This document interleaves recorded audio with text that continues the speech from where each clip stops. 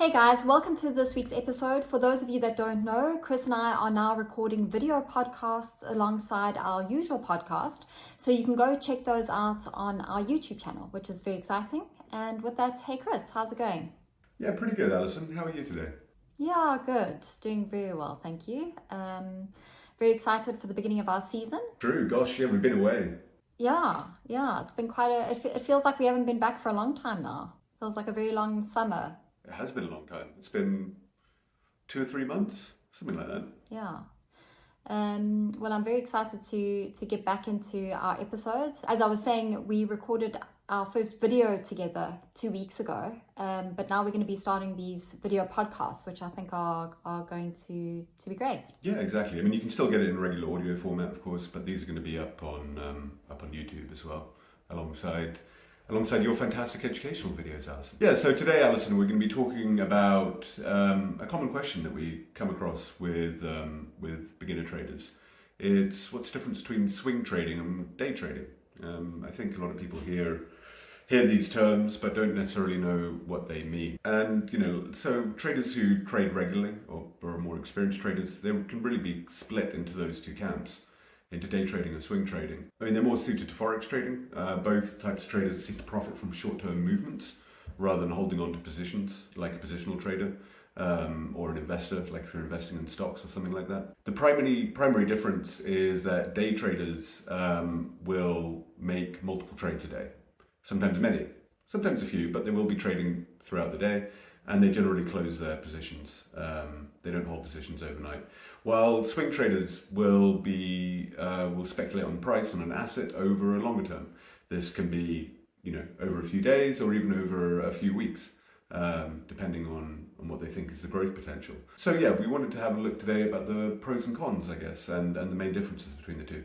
Yeah, and in terms of differences, we wanted to look at the different strategies between the two types of trading, and then also the different types of traders that it may suit. And I think that's probably one of the biggest factors when deciding whether you want to day trade or whether you want to swing trade. And as you said, we're going to look at the differences. So the first one, it's just the time that you hold the trades. So obviously with day traders, you'll open your trade at the beginning of the day and all trades will be closed by the end of the day. And if you're a swing trader, as you mentioned earlier, you will open your trades for maybe a few days or a few weeks, as you say, depending on the trend and depending on what's happening in the market. So that's the basic definition of swing trading versus day trading. Yeah, exactly. And then we also got to think about trading frequency as well. So obviously day trading, because they're closing and opening multiple trades today, it's going to be fairly high frequency. Sometimes it can be very high frequency, and then you're getting into the realm of scalping, which I think we've covered before as well. Whereas swing trading, look, it's going to be fewer trades. You're making at the most, 3 or 4 trades a week. And you're going to be waiting to watch those long-term trends. So there's a big difference in the frequency as well. Yeah, and then of course you've got to look at the market focus. So with day traders, you're going to focus on short-term price movements.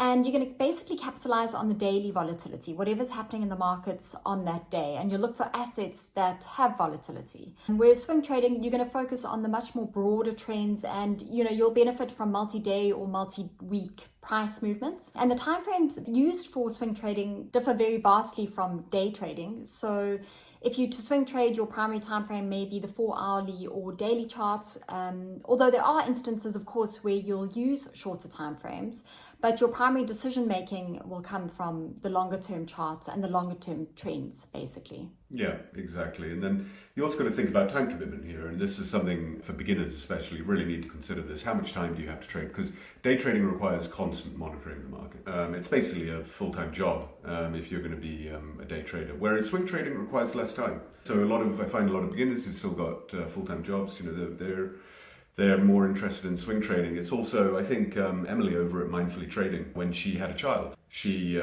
moved more to swing trading because you just don't have the time anymore. So the swing trading, there's less time commitment. You can check the markets periodically, and it gives you a little bit more free time. Yeah, and then if we look at the risk exposure, this is also quite different between the two styles. With day trading, you are going to be exposed to lower risk per trade, just because often you sort of have the trade open for a shorter period of time, your stops and your take profits will be tighter.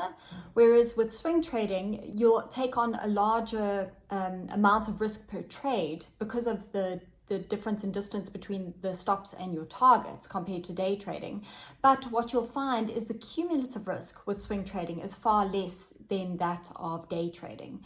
So in general, people tend to feel that swing trading can be less risky than day trading. Yeah, exactly. It's an interesting one because, the day trading, because it's generally, smaller amounts and high frequent, it feels less risky when you're actually doing it because, you're not going to be doing these big sums.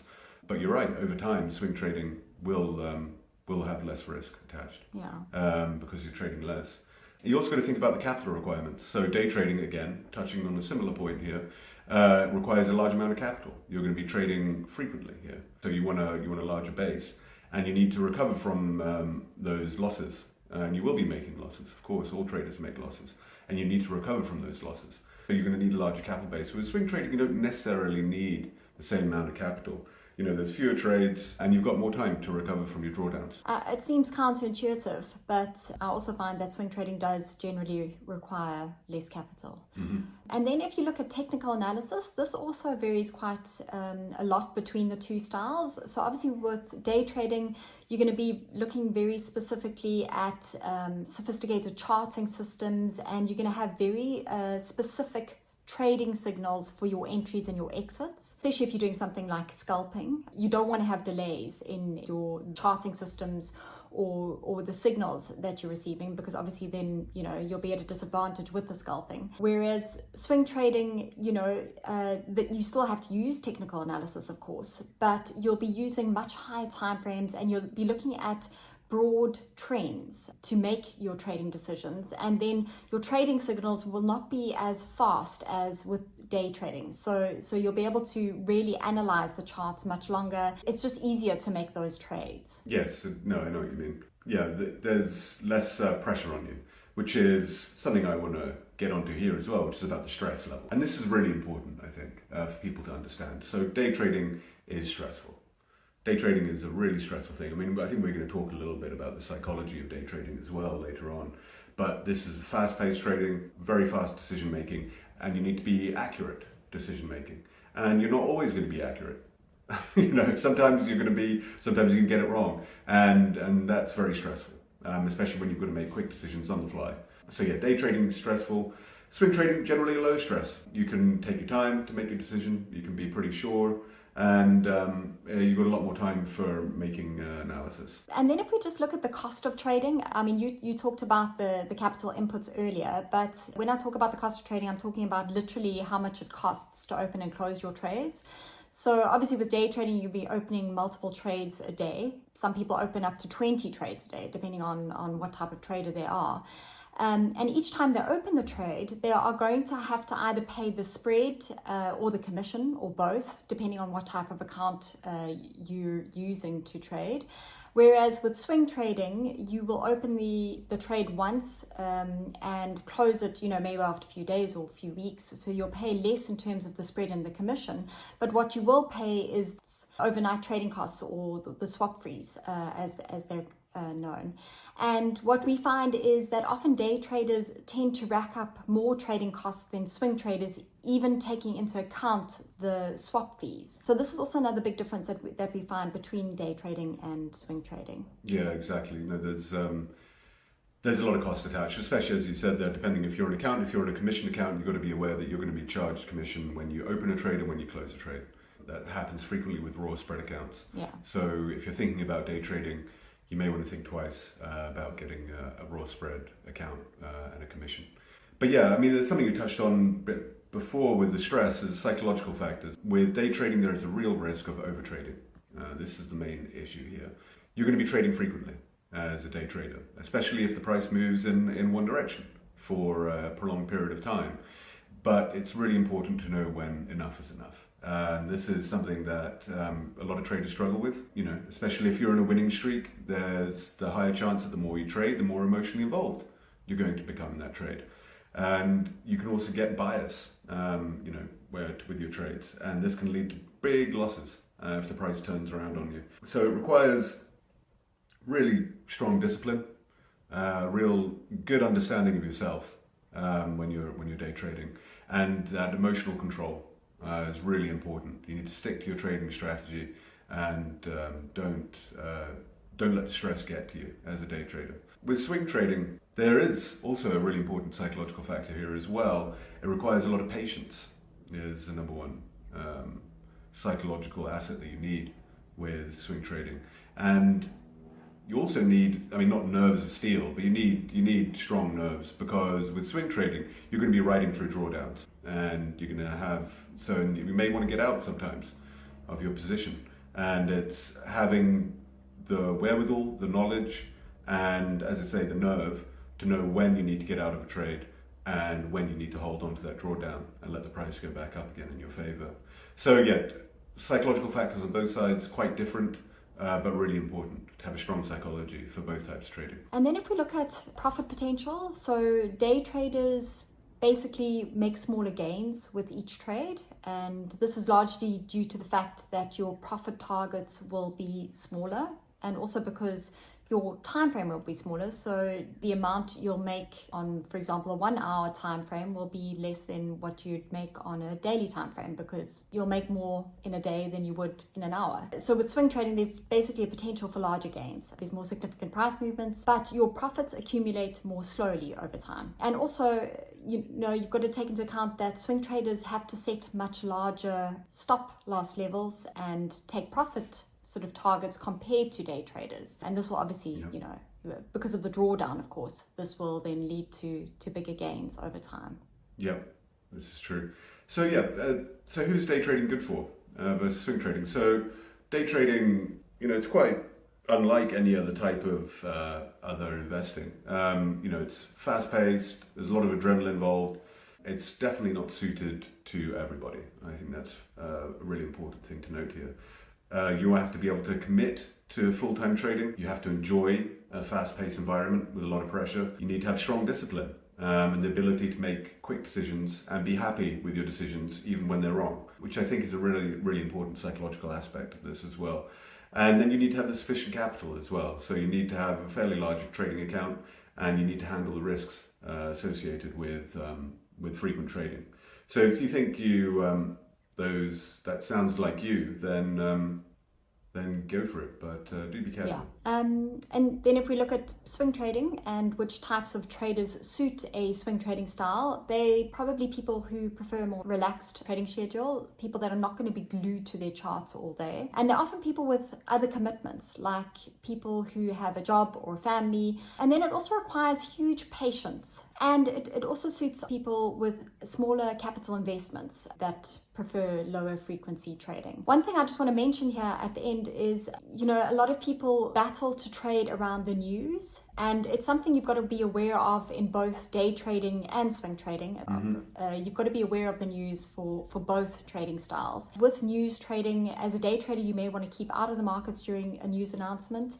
And as a swing trader, you may want to adjust your trades accordingly, depending on what the news is and how it may affect your trading direction. Yeah, absolutely. No, really important. As you say, like we discussed this recently.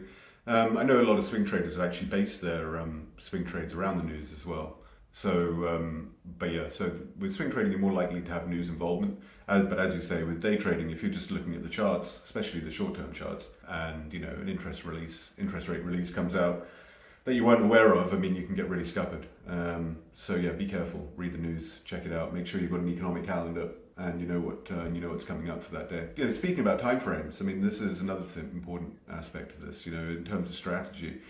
Swing traders are going to be looking at much higher timeframes. They'll be looking at weekly or monthly timeframes, looking for long-term support and resistance, and looking for long-term trends. Whereas day traders are generally going to be looking at daily timeframes and then looking right down to the 5-minute or 15-minute timeframes, looking for those chart patterns. So there's a real difference in how you approach your trading strategy with both types of trading as well. Yeah, and then, in terms of the strategy, the most suitable time frame for swing trading is often chosen according to your individual preferences. So there are no, of course, you're going to find videos with recommendations, but there's no hard and fast rule for which time frames you need to look for. It's something you figure out as you go and you test and practice on a demo account, hopefully. But many swing traders trade on the daily or 4-hour charts, which is what I've found works for me. In particular, Emily says the same, and I know many other traders also trade on these time frames. So they'll pinpoint their entries and exits based on the daily and 4-hour charts. But to make their trading decisions, they'll go to much higher time frames, to weekly, even monthly time frames. Draw on those levels of market structure, and then look on the smaller time frames to pinpoint entries and exits. Day traders, of course, might make their broad trading decisions based on the 4-hour and daily charts, and then pin their entries and exits based on, sometimes down to 5 minutes, 15 minutes or hourly charts. So you could say you could use the same sort of strategies in both, but they're definitely going to have differences. With day trading, of course, you might use, for example, much faster moving averages than you would for swing trading. Again, swing trading, you're going to look at the broader trend, whereas day trading, you're going to look at trends within trends, I could say. Yeah, 100%. And then finally, you also, as you mentioned, with swing trading, you're going to require a bigger stop loss as well. You're going to require a stop loss level is going to have to be further down, and your take profit is probably going to be higher up compared to day trading, because you need to be able to withstand bigger drawdowns. So that's going to have quite an impact on your trading strategy as well, and as well as your risk reward ratio. So you've got to think about these carefully as well.